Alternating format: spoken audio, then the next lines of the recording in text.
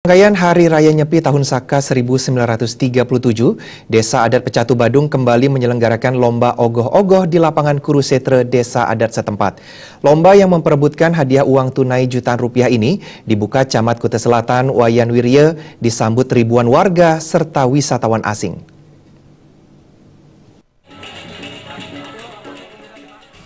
Ketua Panitia Made Lasir mengatakan lomba ogoh-ogoh sebagai wadah kreativitas seni dan budaya generasi muda khususnya di Desa Adat Pecatu. Lomba diikuti 14 peserta yakni 8 Banjar Dinas, 3 Banjar Adat, dan 3 Seketrunel.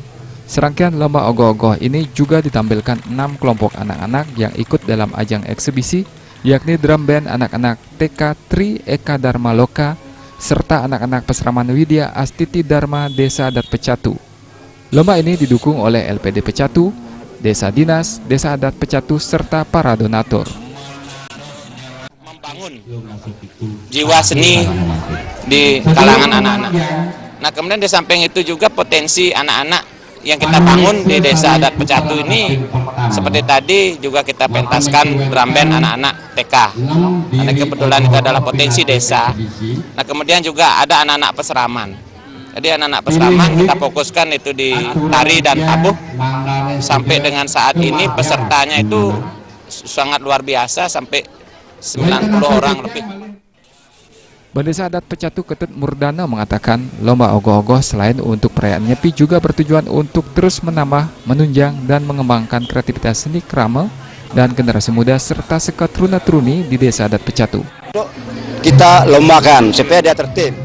Kalau kita sudah lombakan, dia akan tertib, dia akan lebih kreativitas, sehingga masyarakat kita, terutama generasi muda itu sudah hampir membudaya dia. Kalau tidak kita legalkan lomba, dia itu selalu dia merasa menuntut gitulah.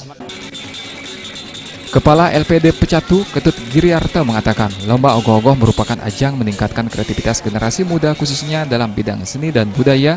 Terlebih Desa Adat Pecatu memiliki beragam objek wisata yang sudah dikenal di mancanegara. Sehingga melalui parade ogoh-ogoh ini dapat menambah daya tarik wisata.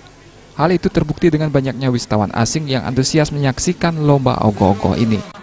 Para generasi muda di masing-masing banjar dengan memberikan bantuan dana pembinaan.